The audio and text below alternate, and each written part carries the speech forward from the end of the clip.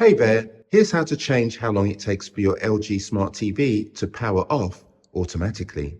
So grab your remote and press and hold the settings button. From here, we use the directional pad and go down to General.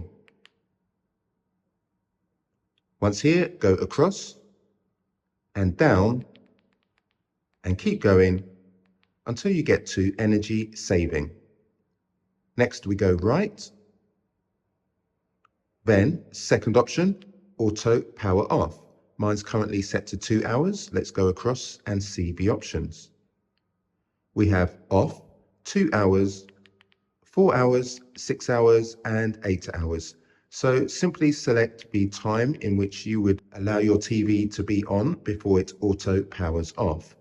To select, just click. You will say yes, and that option will be chosen. I'm going to keep mine on 2 hours, but of course, select the one you wish to use.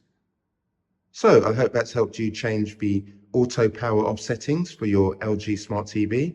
Give the video a thumbs up, it really helps me out a lot.